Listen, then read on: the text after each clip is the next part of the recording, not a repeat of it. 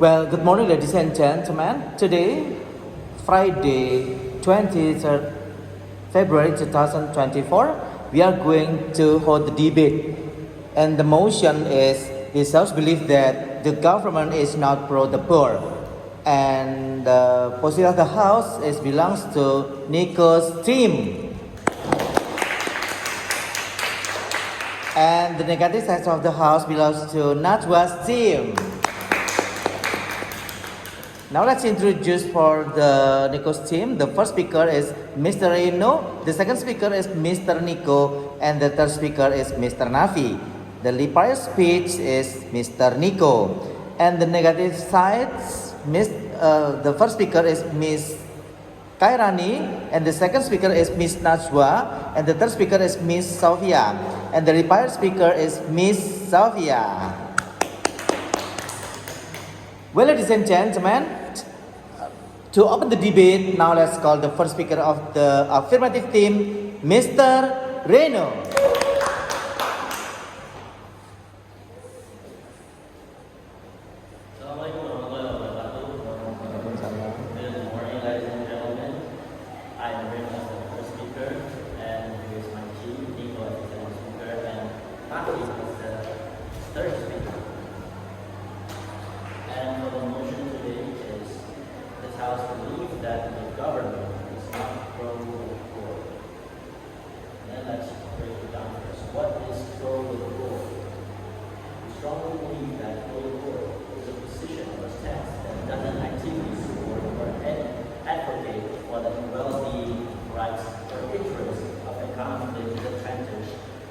Individuals.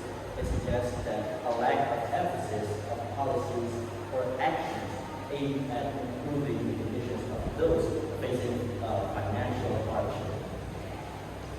And then we'd like to set the parameter for today that we only talk about the government in Indonesia. And let's talk about justice. What are justice supposed to be? We strongly believe that justice belongs to all human beings in society. It doesn't matter if you're rich or poor, no matter what your social strata is, it doesn't matter what your decision is, it doesn't matter who is your parents. That is the meaning of basic principle, equality before the law, equation without legal differences for every human being. As the Article 27, Section 1 of the 1945 Constitution states that every citizen has the same position in law and government and is obliged to uphold the law and government with no exceptions. So we should work with every single citizen, including the poor itself. And now, what are the government duties in this case? That government serves a representation of the citizen, all of the people. The government has the moral and constitutional responsibility to protect and fight for the interests of all its citizens, including the underprivileged. But as we see, it's just a theory. In reality, let's look around us. Law enforcement is like a knife, sharp object, blunt object. Justice belongs only to the rich, not the poor. So it's like a health service that often presents satire that the poor shouldn't be sick. So in terms of law enforcement, there's also a cynicism that the poor shouldn't be right. Because in fact, the law from the beginning always contains the potential to tend to benefit only from the more financially able group. While the law was unfair, especially for the poor and underprivileged. The definition of fair and unfair is very relative. If you're from the side of the winning side, the legal decision is always fair, while on the contrary, from the side of the losing side, the legal decision is always unfair. In our country, it seems that the law and justice are so opposite to each other, as the two poles are separated from each other. While seems to have no justice, this is certainly contrary to the philosophy of the law itself, making just to make social order, but more than that. On the law is important and gives a sense of justice to society. For example, why is the law is only a theory that works only on the rich and not the poor? The record of institution throughout 2022, there are 109 cases of discrimination experienced by the program that made by the health minister, BPJS. This BPJS patients having a discrimination related to drug administration, the admission, and disabled participation. The BPJS that is very underestimated has a very serious impact, especially for the poor. It is supposed to be helping the poor, not making it hard for the poor. When BPJS is not noticed, the poor will find it really difficult to get access to quality health services because they cannot pay the medical costs directly. This can increase a serious health risk and impose a heavy financial burden on those who are already living in difficult economic conditions.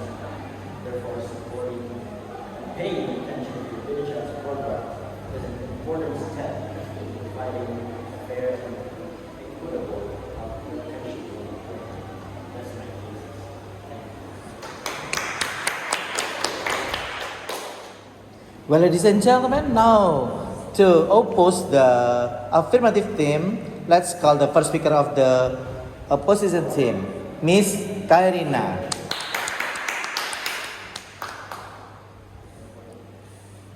Good morning, ladies and gentlemen. I'm here as the first speaker of the opposition team, and we're here as the opposition team firmly believe that the government is pro to the poor. Now, as what the first speaker of the affirmative team mentioned, that justice only belongs to the rich and not the poor.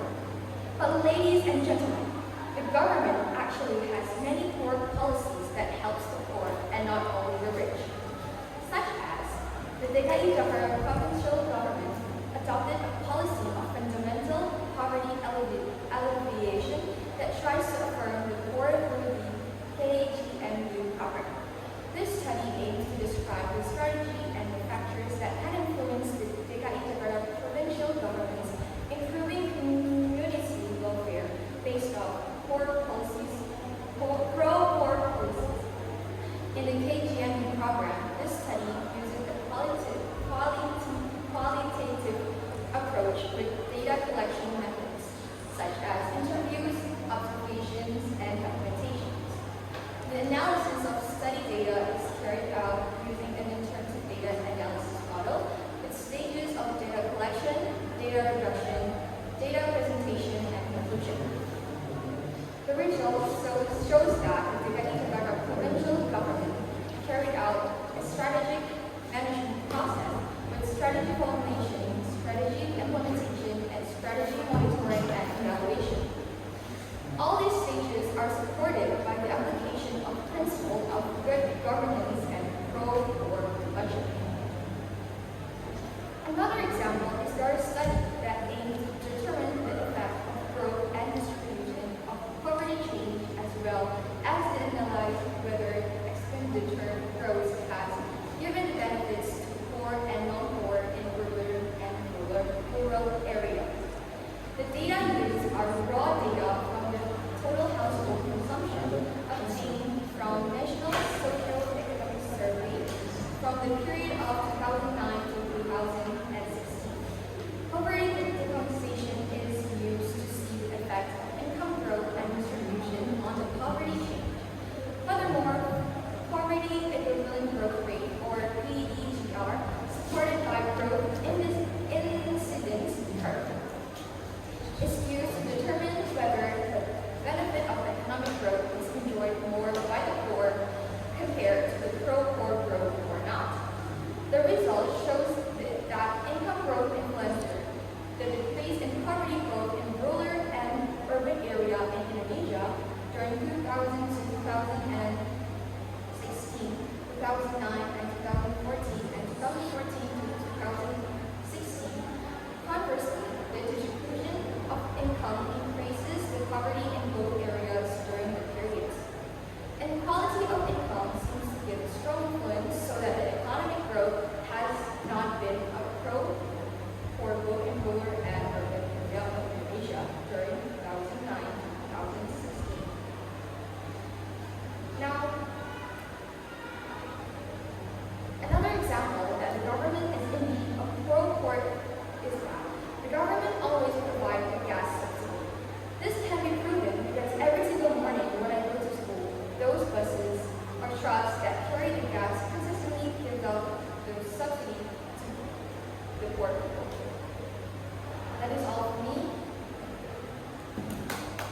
Now let's call the second speaker of the affirmative team, Mr.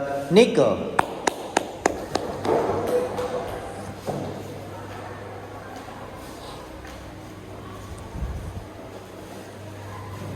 Okay, good morning, ladies and gentlemen. I am Nico at the second speaker of the opposition team. So, first I want to strengthen my partner argument Moreno that the government is make BPGS facility is harder for the poor. So this is the proof that Mr. Moreno argument is true. In this case, mother named Chahyadi, the parents of BPGS patients, Kayla and Naila, who are 14 years old, saying that their twins had to wait a long time to get surgery. He said it's referring to the doctor's decision to examine his child. The operation must be carried out immediately because the tonsils have been enlarged. On February 6, 2023, he continued the names of his two children were on the list of surgery.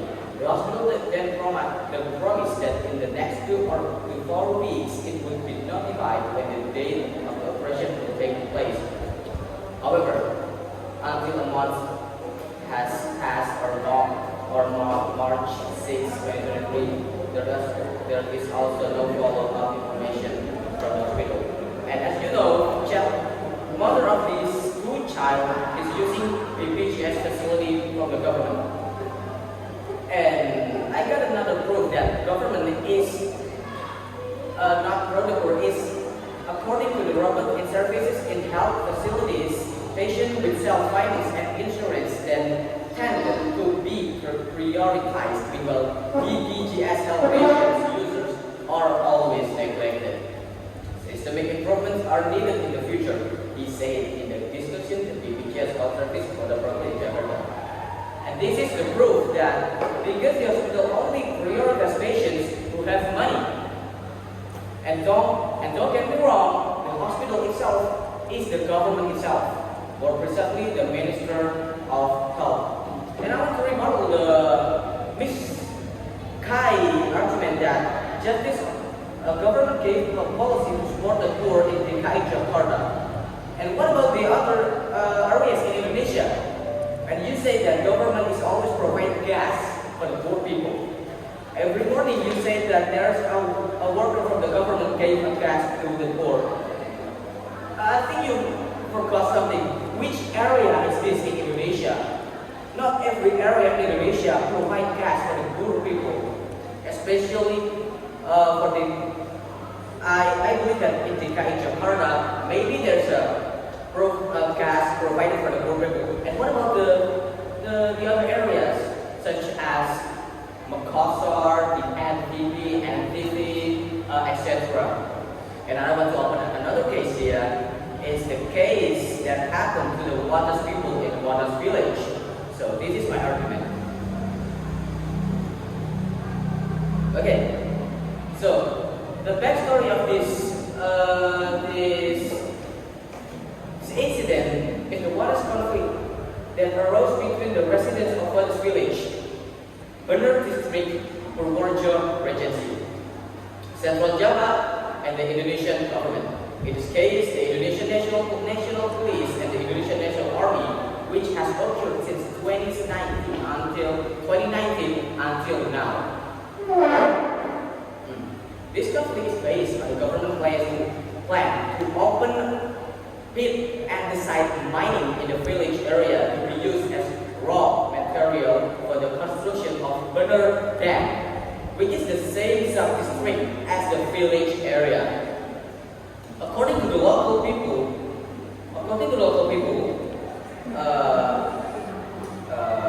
argument, mining the stone will damage the village environment. Meanwhile, the government argues that this stone mining is only for dam constructions needs and will be reclaimed. Why would I say the people in Wadas village could be called as poor people? It's because the majority of the economy of the people in Wadas village is based on farmers. Well, in the other sectors they are traders, civil servants, private employees, and work workers. But the mostly income in Wadas village is the farmer. reservation for the agricultural and land and plantations, while the rest is for buildings and other facilities. Because Wadas village is an agricultural village and plantations, so the majority of the population make a living as farmers and gardening. Some of the people of the village are very dependent on their natural products. And as you know, this village is at in high position of the earth, or it is 216 until 246 meters above the ocean. So, I want to give the proof that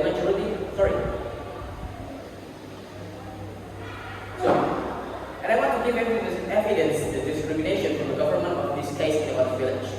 Due to the residents of Wadas village refusing to build the mine from the government policy, the government deployed police officers to immediately arrest the residents who insisted on refusing to build the mine. More than 60 residents disappeared when this incident took place. And according to the news I received, residents who were hiding in the forest were still being chased by the police and the army. Also, most people in Wadas village got physically abused by the police sent by government. From the incident above, at least 78 people got arrested from the police. And in the end, finally in this case, the Central Java provincial government website announced that the Wadas residents had agreed to land acquisition.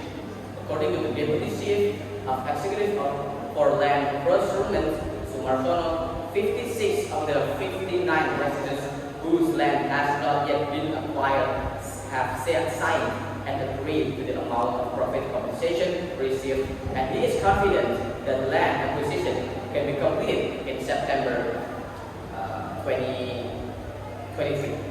However, there were accusations that the announcement spread fake news.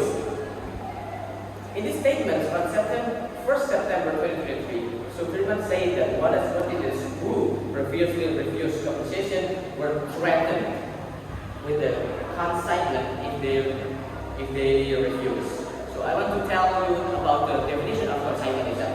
So consignment is in the law point of view is when a debt collector refuses to accept payment from when a debt collector refuses to accept payment from the debt collector. So this is another proof that government is not brutal with the poor people, and prove their selfishness and indifference to the poor. They may give the people compensation, but they still threatening the people if they won't accept the compensation. That's all my case. Thank you.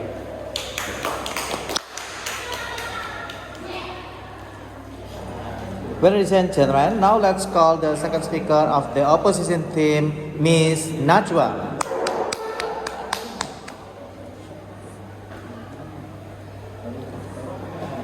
Okay, from the affirmative team, this is mostly only discussed about BPGS, and because of these, they have judged that the government is not pro-poor, even though this government itself still has many more programs that are distributed to the poor people in Indonesia as a whole, such as in here we from the opposition team, we don't agree that the government doesn't side from the poor.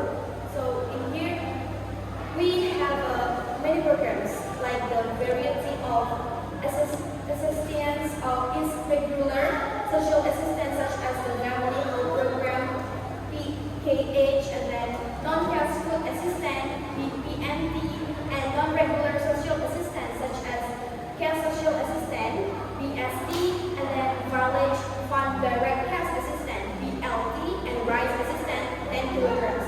And the coordinating minister of human development and culture also provide basic food 8 packages for the vulnerable poor communities that he visited, which was of concern and mutual cooperation for the coordinating Ministry of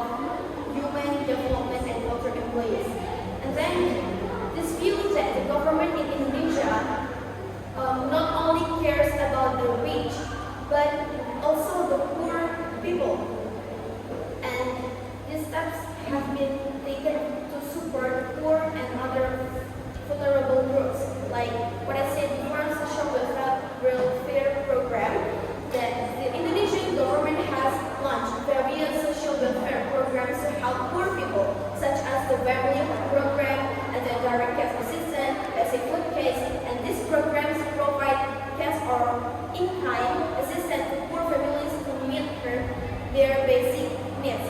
And the second one is free education. The government has expanded access to free education for children from poor families through the School Operational Assistance or BOS program and educational scholarship.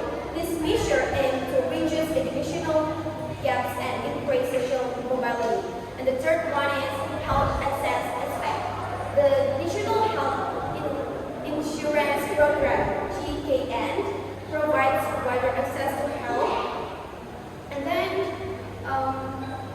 for the community, including the poor, by providing health insurance that covers a variety of health services.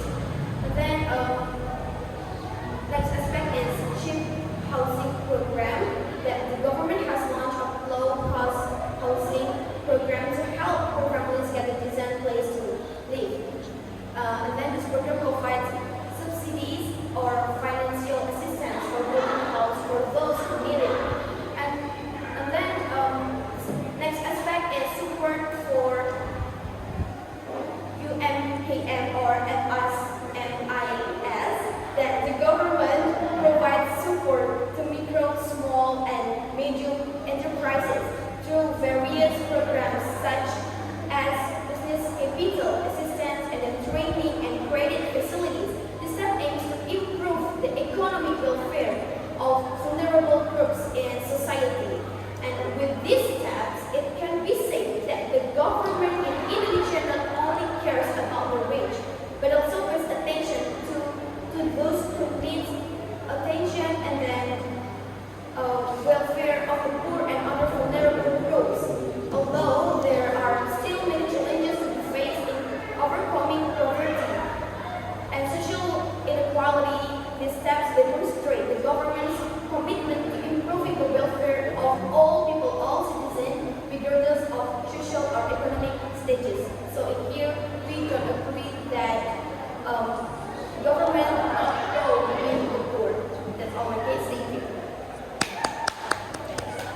Ladies and gentlemen, now let's call the third speaker of the affirmative team, Mr. Nafi.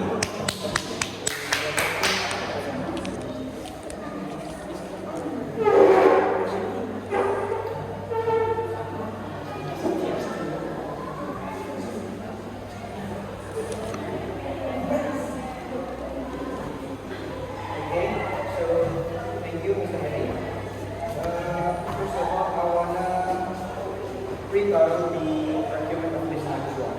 So, about the education from the government, I think we believe that these free education from the government that provides them, it's not spread it wellly. Still, there are so many schools in Papua and then in, let's say, Nusa Tenggara Timur and Tidbit, that is still have a very low quality. It's still, there are so many kids there. There are only graduated from the elementary school, such as, I have a personal example for this. My brother was a volunteer for education program in Nusa Tenggara Timur. He told me that there was a first grader of an elementary school that is 12 years old. Isn't that so poor, or yeah? Isn't that so? And then for the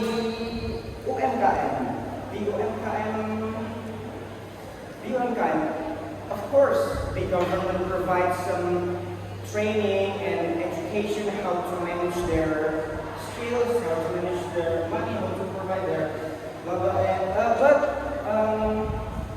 the government is still,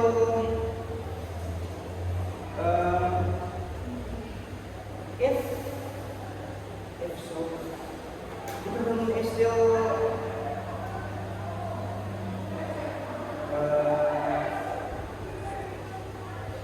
they still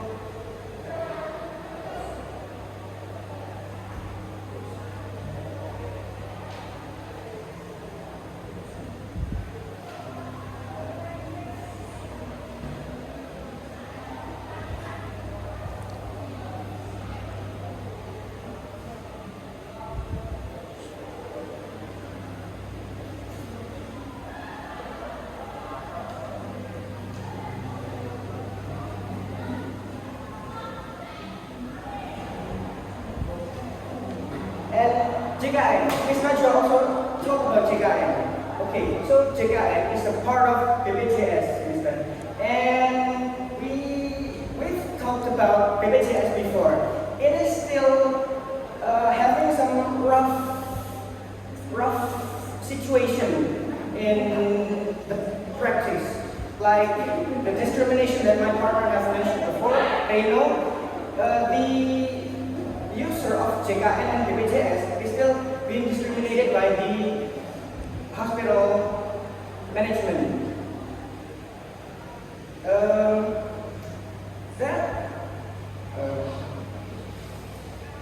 So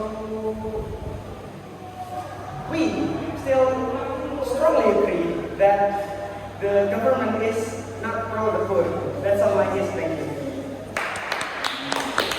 Well, ladies and gentlemen, now let's call the third speaker of the opposition team, Miss Sylvia.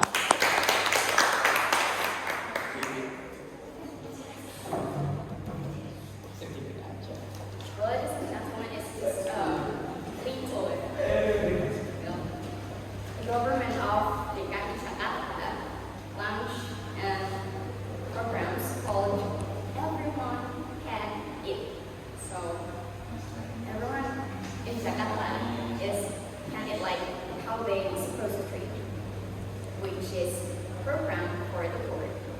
And then with a target of 1 million portion of food for a year. So in 1 year, he have a target of 1 million portions of food. In fact, this program also involves culinary micro, small and medium enterprises and food stalls in processing and distribution. Through donations and collaboration between donors, stalls that are empowered as partner stalls for place or that support the everyone can eat. And then this program can increase business and enthusiasm and also have a positive impact on the economy for the poor. And of course, not just big business. There are so many and really many programs from the government that is really care for the poor, and it's real. Like it's work. Let's play with it. According to the data from PBB Human Development Index, that the level of poverty in Indonesia continues to decline, which is in 2020 was only 49.7%. It increased in 2022 to 78.89%. And this can be separated from the government interference. So ini interference dari si government, like there's a lot of program for the government like PKH, BPNT, BPJS, KCAP, PSD, BLT, rice assistance, and so on. There's a lot that's proof government is here for the poor, really here. They love the poor like this. Not to mention they're concerned for the poor. So, is it appropriate for us to say that the government not pro with the poor? Because we all can see, they all can judge, everyone can judge, the poor can feel that the government is pro with the poor, and we from the government team strongly state that the government is pro with the poor. Thank you. Well, ladies and gentlemen, now let's call the reply speaker from the affirmative team, Mr. Nico.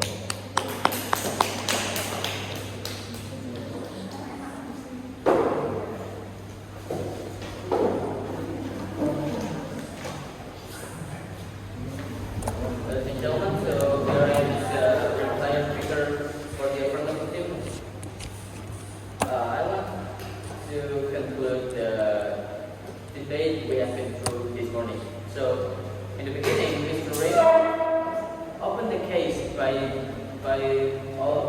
talking about the PPGS, the lack of government in PPGS facility, and it says that there's still a lot of people, poor people, are not serviced good by the hospital, by the hospital side, which is hospital is from the government.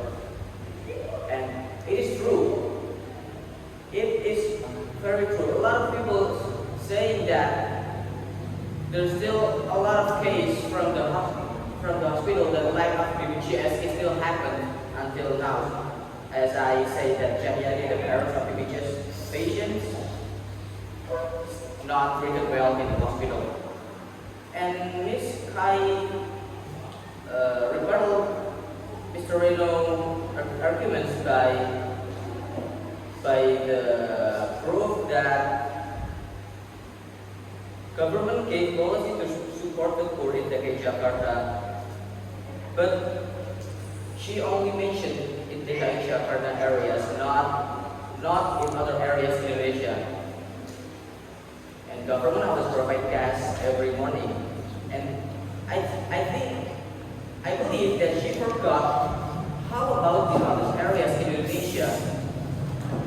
And my partner and I rebuttal the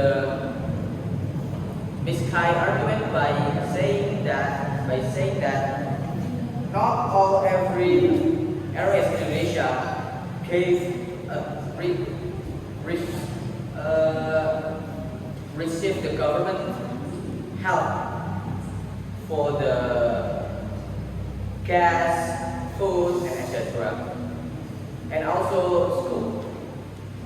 And my arguments rebutted by Ms. Najwa, that poor people, the government provide a free food for the poor people, but she forgot, she did not mention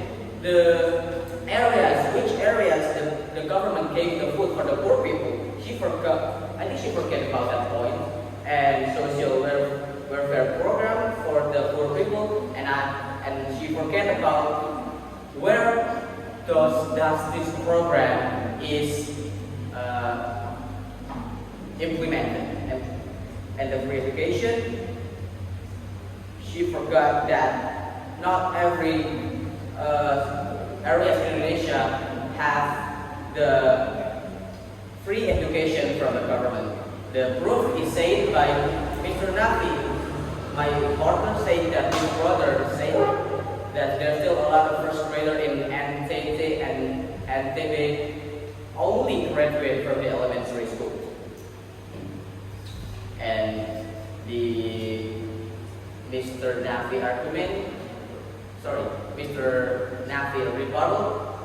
rebuttal again by Miss Sofia talked about the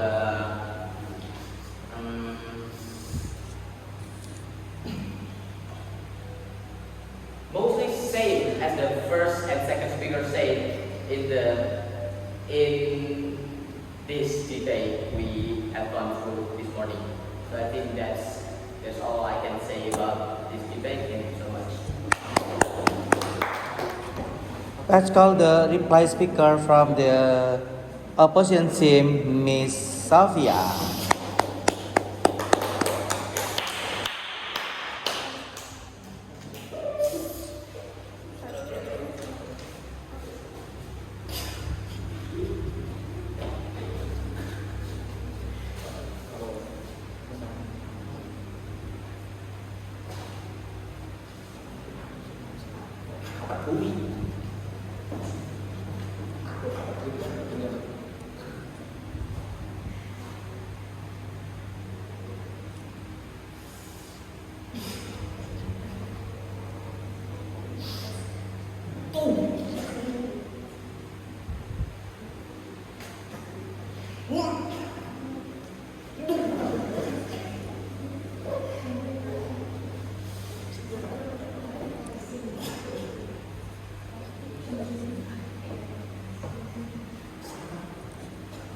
So here I want to give some clarification,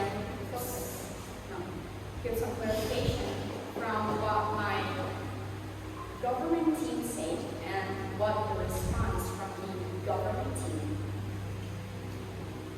When there is a discrimination in the BTS, as the affirmative team said, it feels like really strange and wrong when they blame the government because the BTS is one of the proof that they care to the poor.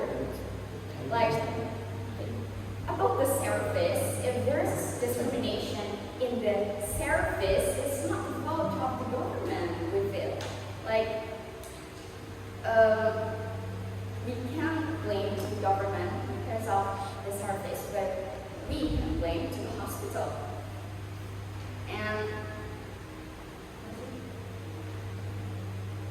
one thing that we must underline is that BPJS is proof that they care for the poor health. So,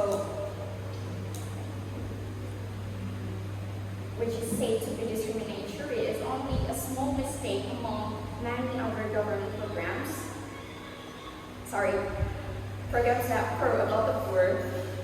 And of course, the mistake was not entirely the government fault because the speaker of the affirmative said that the team of the affirmative said that there is no follow-up from the hospital. They said like that. And yeah, that's true. There is no follow-up from the hospital, but not from the government, like that. Thank you. And when in the government is forced its people to give away their land, that's completely wrong. Like, it feels like it is impossible for poor people who are supported by government to have their own land, which just feels like a poor people should not have a big land, so they can give it to government. It's for poor people. How can poor people have a land, their own land? Yeah, so it's funny and it's not out of step with our motion. So that is not strong evidence that the government is not pro with the poor, and we from the government team really think that government is pro with the poor. Thank you.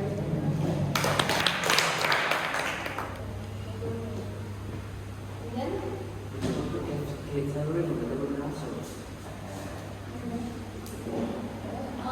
Well, ladies and gentlemen, so that is about our debate today with the motion. It is believed that the government is not for the poor. Now let's appreciate and give the further indicator here, talking about the good thing.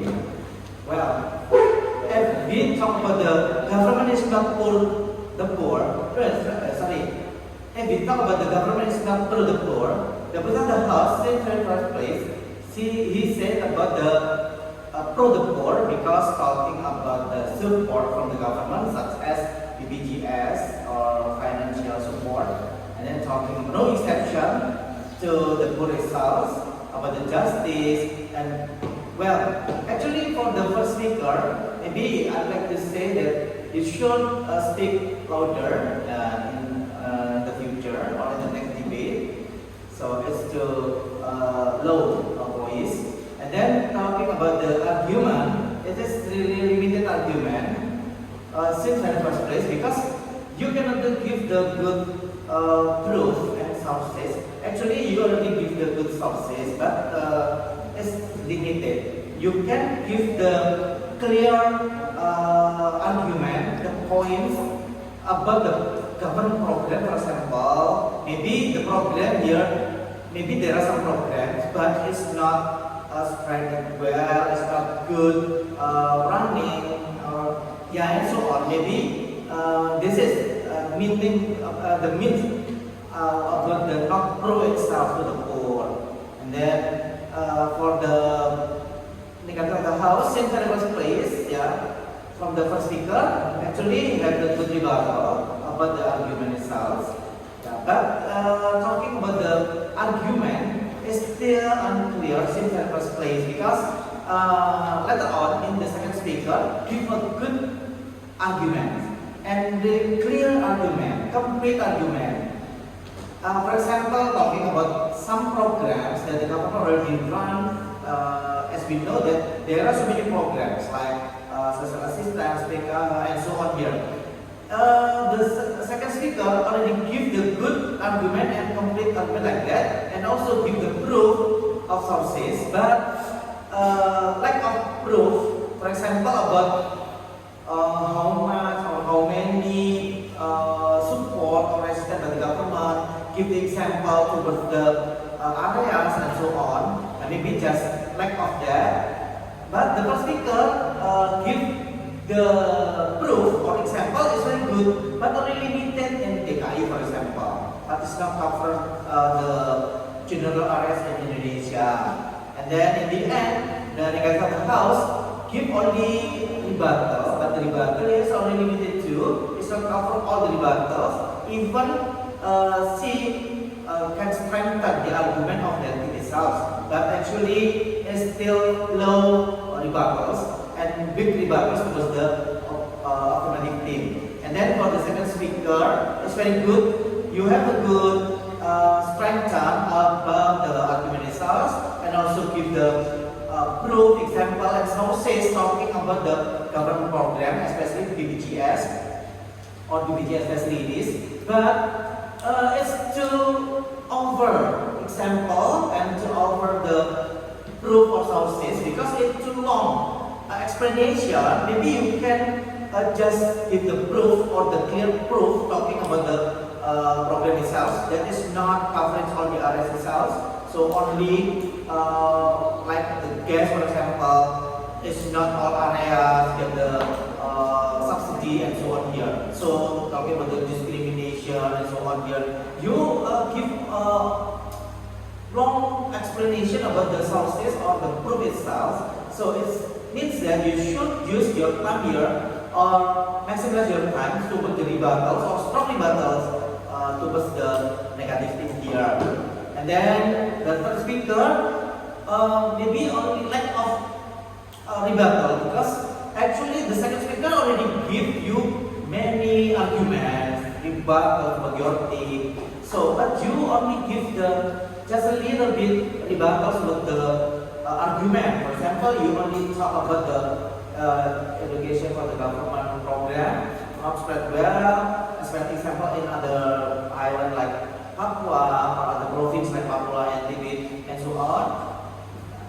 This is actually a good example, but later on when you want to give the rebuttal will take time, but it's not clear too. And the last topic about the Jakarta BPJS, is discrimination, just repetition from the second speaker or even same first place for the first speaker. Well, ladies and gentlemen, so talking about the debate itself, actually both of them here very good to deliver the debate, but the positive start of the house here didn't give the clear argument and also rebuttal. And the negative of the house here give the good arguments but weak rebuttal, or maybe you can give the strong rebuttal itself in order you can tackle down since the first place and totally. So for the best speaker of the positive here is Mr. Nito, you get score 74, and then for the negative of the house, Miss Naswa, 75 for your score 75, and for the winner is negative side of the house, and the best speaker is Miss Najwa, and the margin is 2. So congratulations.